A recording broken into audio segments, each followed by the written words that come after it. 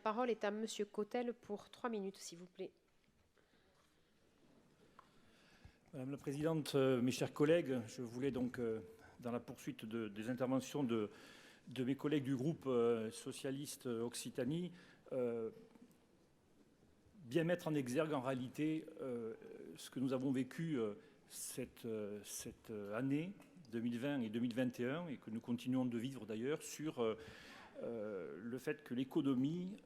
s'est quand même écroulée d'une manière assez importante suite à la crise sanitaire et que nous ne sommes pas encore véritablement sortis, notamment dans un certain nombre de secteurs. On parlait de l'aéronautique, mais également aussi du tourisme qui reste fragile et d'autres secteurs également. On pourrait citer le secteur de la filière automobile ou d'autres secteurs qui sont aussi présents en Occitanie. Et vous dire combien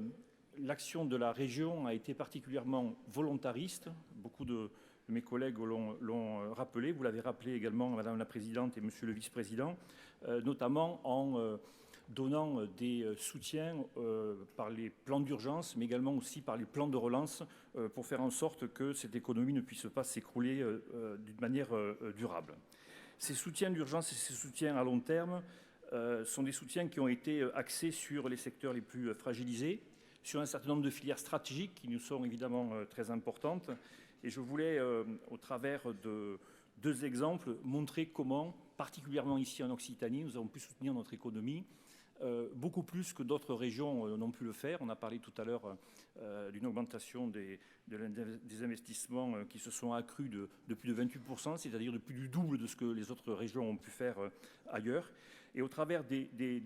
deux moyens que nous avons mis en place, notamment l'Agence régionale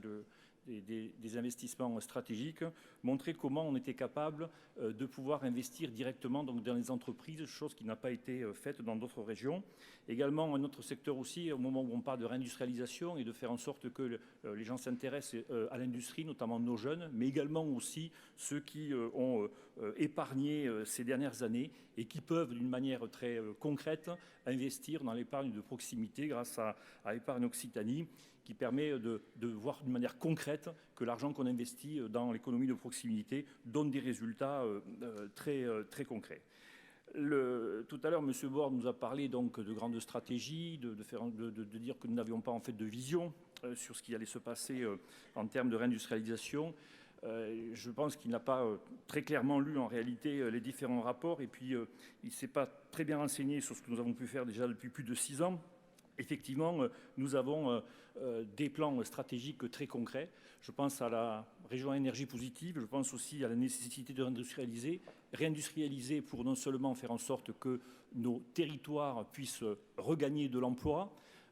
lutter contre la fracture territoriale entre nos 2 métropoles et l'ensemble donc de la région Occitanie, mais également donc travailler l'aménagement du territoire, mais également aussi accompagner le futur, non seulement sur des filières qui sont stratégiques, on pense à la santé, on pense en fait à la transition énergétique, on pense à l'industrie du futur, aux mobilités de demain, à l'habitat également de demain,